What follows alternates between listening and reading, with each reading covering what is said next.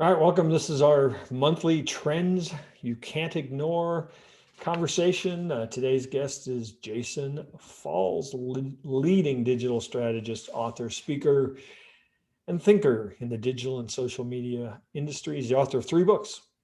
His most recent is called Winfluence, Reframing Influencer Marketing to Ignite Your Brand. He's also written No Bullshit Social Media. I just lost my dang PG rating. The All Business No Hype Guide to Social Media Marketing. So, Jason, welcome to our episode.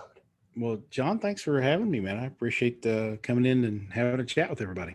So, you and I have known each other for quite a while. Frankly, we kind of grew up together in in the early days of social media. Although I need to tell people I'm much older than Jason, so he may not say he was a mere youngster in our Yeah. growing up.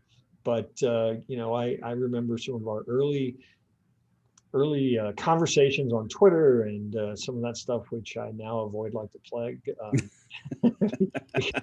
Because I'm old and cranky, and I guess I can. But before we get into some of the conversation, this is a show about trends, and so I'd like you to comment. Here's the first trend I would like you to comment on, and I'm going to Okay. share my screen in order to do. Oh, I got my displays mixed around, so you got to see what I was going to share there. That's The first funny. trend I'd like you to comment on is trends in beards, because Yeah.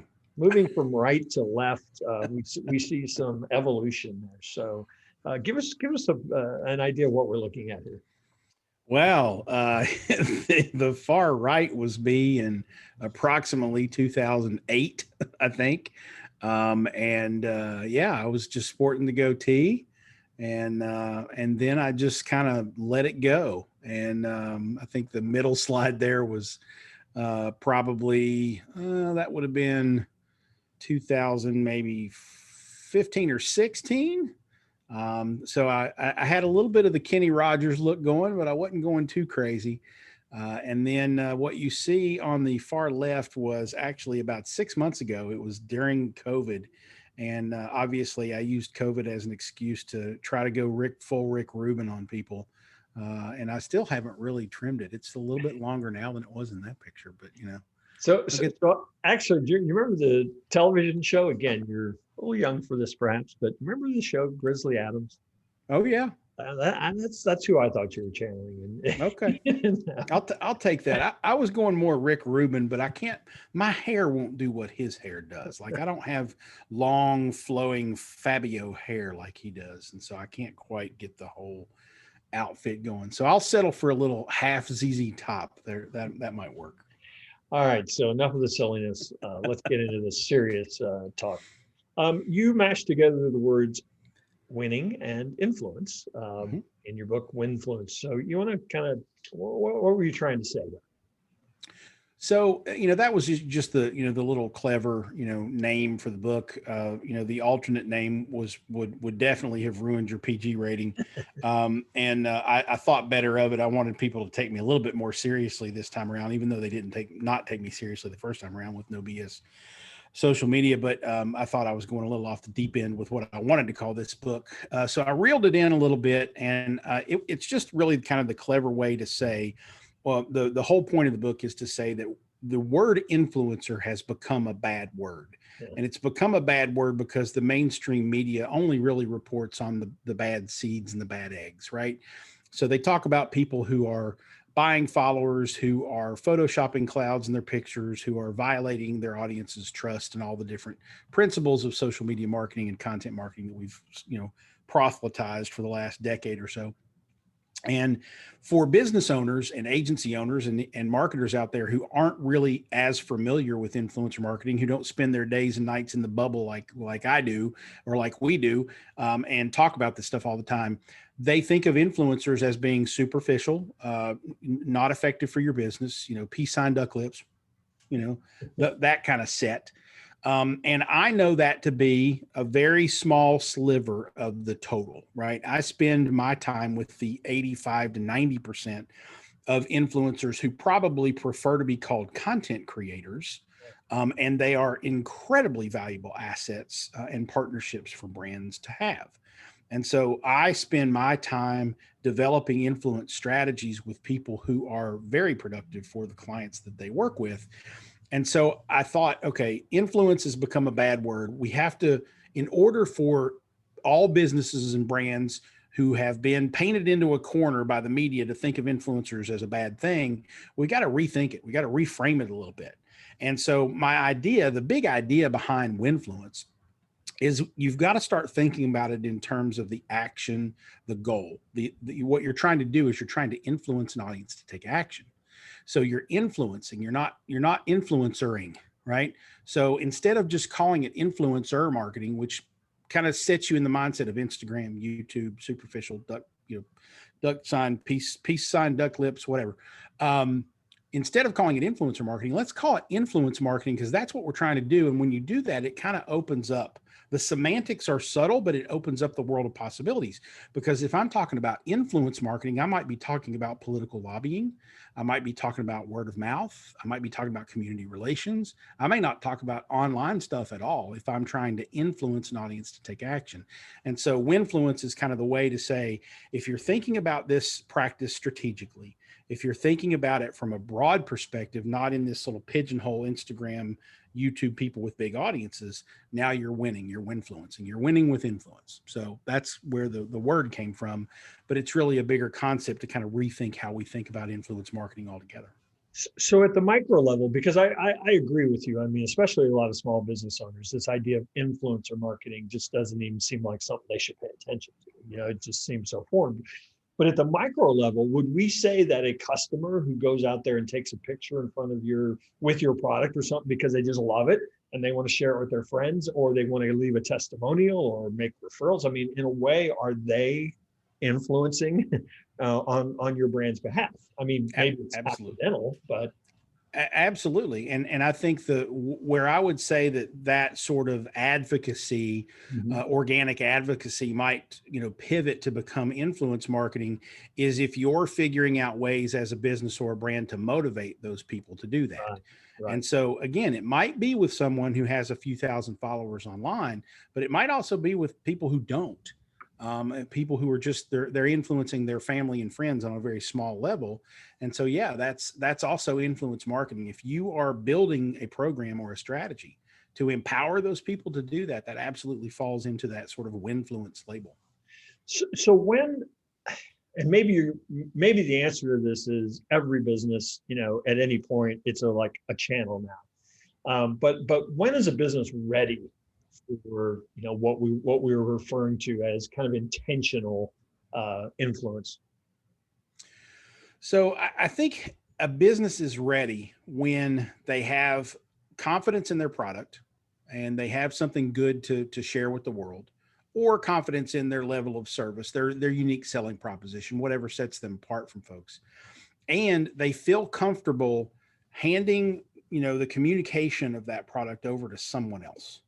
And letting the people that you engage in this influence marketing, let them kind of co-op and co-own your brand a little bit so that they can turn around and tell their friends, their family, or their online audience why it is they like your product, why they use your product, what makes you special, what makes you good. If you are conservative to the point that you have to control the message all the time, you're going to hate influence marketing. Absolutely hate it. You're going to hate word of mouth marketing because you can't really control what other people say about you. So you have to have confidence in what you're doing, and you have to have the comfort level to say, I can share ownership of this brand and this message with my customers or the people that I engage with. If you get to that point, then I think you're primed and in good shape to be able to reach out to people who might be online influencers and say, hey, we'd love to collaborate with you. I see that you use our product or you like our product, or maybe, you don't know if they do or not. So you say, can I send you a sample and you try it? And if you do like it, let's talk about what we can do together. Or whether it's turning around to your customers and incenting them some way to do to do that influence for you, to turn around and share their experience with their networks. You can do this a lot of different ways. It doesn't have to be the big follower person on Instagram. It can also be your actual current customers. So what I think I hear you saying, I'm saying this facetiously, is the first act is you got to listen, right? You got to pay attention to your Yeah. customers before you can ever expect them or really anyone to speak on your behalf. You work with a lot of brands that, let's face it, a great, micro liquor brand is, easy for people to to promote in many cases. If they're a fan of it, they like it. A lot of them, will talk about it. I mean, you don't even have to incentivize it probably in a lot of cases. Right. But how do you go to a brand that maybe is a little less sexy, that's pretty, a service business or something that does, legal work or accounting work or something like that. I mean, how Sure. should those brands, that types of brands, be thinking about, employing this? Well, I think you think about it the same way you think about your content marketing. If I'm a lawyer, or if I'm an accountant, or some sort of professional services business, or if I'm a healthcare brand, or something of that nature, I'm going to be, focusing my content on being informative, on being educational. I need to make that content stand out, so I can't just regurgitate what everybody else is doing. I've got to make it stand out in some way. So maybe that's the personality with which you deliver it. Maybe that's the way that it's branded, the way that you do it, the channel you use. I mean, there's a lot of people who are standing out now because they're live streaming, which is a nice trend that a lot of people are latching onto. So there's got to be some way for you to differentiate your content. If you think about your influence programming or your influence marketing the same way, it's like, well, what do I have in my content that stands out and is different? And where are the people who are influential out there that I can connect with who will appreciate that, and are similar, thinking people, who can then turn around and say, look at what this business is doing. They're, creating this great educational information for all of you who are interested in this type of product or service, and I really appreciate what they're doing. It works in different ways in B2B and B2C, and I think I've said before that in the B2B space, influence marketing is far more mature, in my opinion, than even in the B2C space. Because if you look at especially SaaS products and other software products out there, what do they do to market? They get thought leaders in their vertical to do webinars and seminars and create blog posts and content and speak on their behalf at conferences and whatnot. That's influencer marketing too. I mean, that's the same sort of thing we're talking about. They just do it in that sort of, trade channel events, webinars, seminars kind of way, because they're trying to generate leads, and that's the best way to do it in a lot of those verticals. So I really think the excuse that my business isn't sexy is an excuse, Yeah, yeah. because if your business isn't sexy, well, how are you selling now? You're doing something to be able to move the needle. So figure out what that differentiation is and kind of apply that thinking to the different channels you're using. Yeah, that's interesting distinction, because I think there's a lot of things that marketers have done. I mean, I in a lot of ways built my brand initially on going to corporations, going to organizations that had small business as their target, and offering 7 Steps to Small Business Marketing Success ebook that they could co-brand. I mean, Yeah. hundreds of thousands of those. And so in a way, that was an approach to influencer marketing where I was actually recruiting them, but really providing that influencer marketing. I mean, there obviously was something they recognized that they thought was valuable, Right. but in a way that those strategic partnerships really can function that way, can't they? Well, they can, and you were really a trailblazer in the influencer marketing space as we know it today, because right now the trend that you're starting to see amongst the influencer, group, are influencers now proactively coming to brands with creative strategies, which is exactly what you did, back in the day for duct tape when you were first, starting out with that strategy. So I'm now seeing influencers come to me to want to work with my brands to say, I've got this concept for a video, or I've got this concept for a program that we could do together, and here's how I want to integrate your client in it. And so I'm not having to pitch them ideas anymore. They're coming to me with ideas. And that's where it really works wonders, because now all of a sudden these online influencers are becoming extensions of our creative team. Yeah. And I'm not necessarily pulling ideas from art directors and copywriters. I'm pulling them from people who are serving in that role, but they also have an audience behind them. plus the context, I think, is just so much better in that, as opposed to here's the creative, go out and Mhm. do this. Absolutely. Yeah, and it lends to that. Going back to one of your questions about when is a business ready for this, it goes back to that point of you've got to relinquish a little control. When Yeah. you get to the point to where you've got really good online content creators coming to you with creative concepts, and you're like, I love that, go with it. You're doing it far better than anybody else. Let's talk about some of the content units or content formats today. What are you seeing? Let's think the trends sort of how. What are you seeing as in your mind sort of the hottest? And these will change by next week probably. Yep. But what are you seeing in your mind, kind of the hottest content formats, content units that are having the most impact in influence? So the story platform, Instagram stories, Facebook stories, I think LinkedIn now has them. YouTube has some variant of them. And certainly TikTok is kind of built on that whole sort of premise of short, videos. Yeah. Jane Quigley, who's a mutual friend of ours, calls it moment marketing. And it's not necessarily that you're coming up with a content calendar and content strategy and you're writing and producing and publishing these things. It's literally just in the moment saying, hey, we're at a trade show and I'm doing this. And you're basically just posting a little thing. Now, I hate the story format because I have fat thumbs and I don't like creating on a 3-inch screen. But that's the trend. It's that here and now, it's short. It goes away after 24 hours in most cases. Mhm. But that's the big trend right now. And the reason it is because you can't fake that. It's hard to produce that. And consumers want that. I hate to use the word authenticity because it gets thrown around way too often these days, but they want that genuine connection with the person, the brand, the influencer, the organization, whatever entity is producing that story. They know that if I don't see the person's arm from here to their head, that it's overproduced and then I can skip through it, right? Because this is the story creation angle. You don't have a director and lights and microphones and stuff, and you can certainly, but that is a very genuine piece of content, a very genuine medium that consumers respond very, very well to.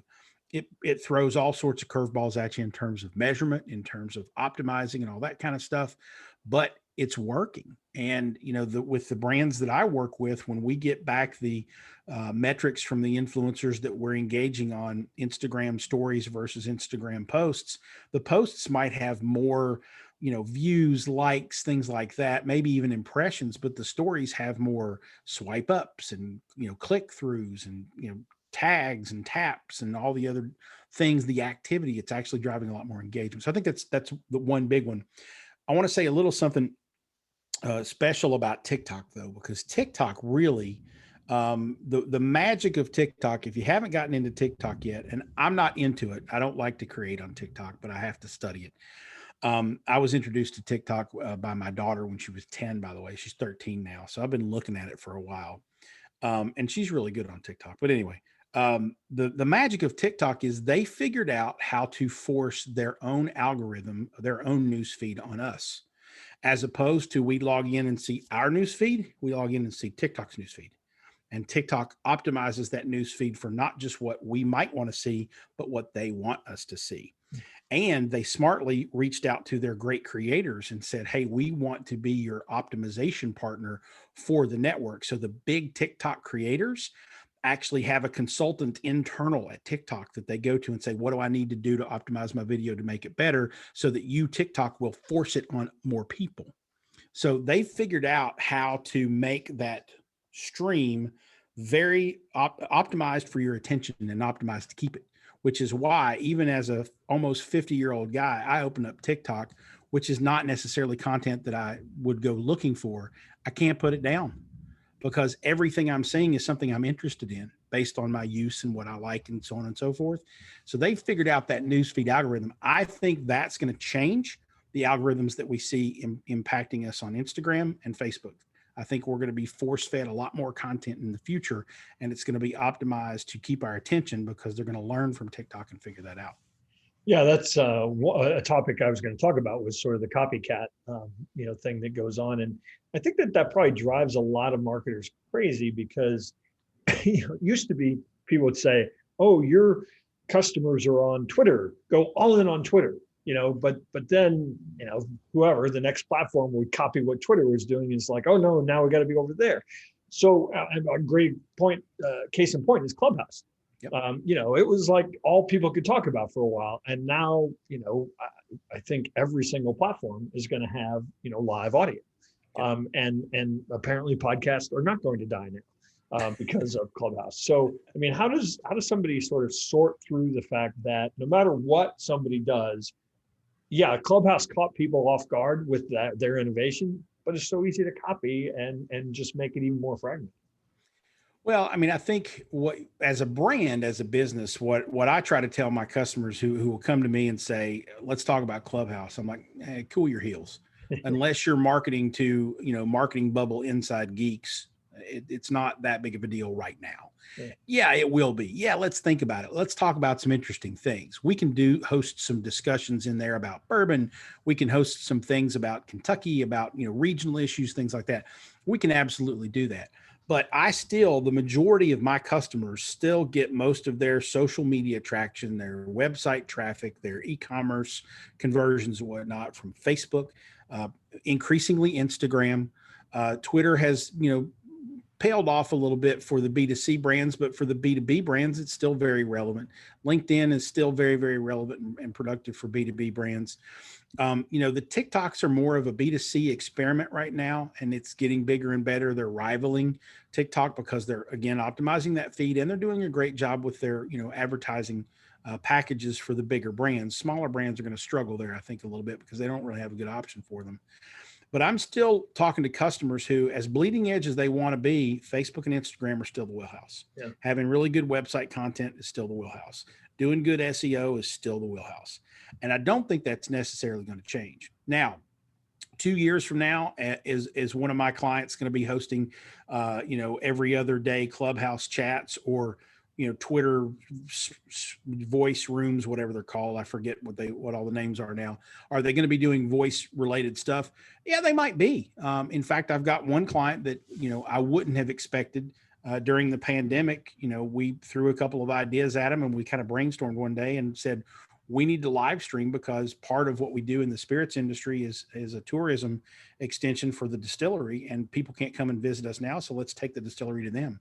Yeah. So we've been doing Whiskey Wednesdays now. We just did episode 47 today. So we're almost 1 year into doing weekly live streams from Buffalo Trace Distillery, where the master distiller or somebody from Buffalo Trace, it takes people on a miniature tour or does a tasting of a certain collection of bourbons. And so it's been enormously successful. We had 4.8 million views of Whiskey Wednesday in calendar year 2020. And that is north of probably 300% of the number of people who come to the distillery every year. Well, and I'll tell you folks, I'm going to ask Jason another question or two, but get your questions ready. Sarah, I know you've worked with Jason. So if you've got questions, all I'm going to ask you to do is unmute your mic, unmute your camera, and come say hi to Jason. Even if you just want to say hi, I'm a fan, do that. But so on that last point, Whiskey Wednesday will never die, right? I mean, even when they start opening the doors again, won't brands continue to do some of those things because they actually learned the value of reaching outside of the physical presence?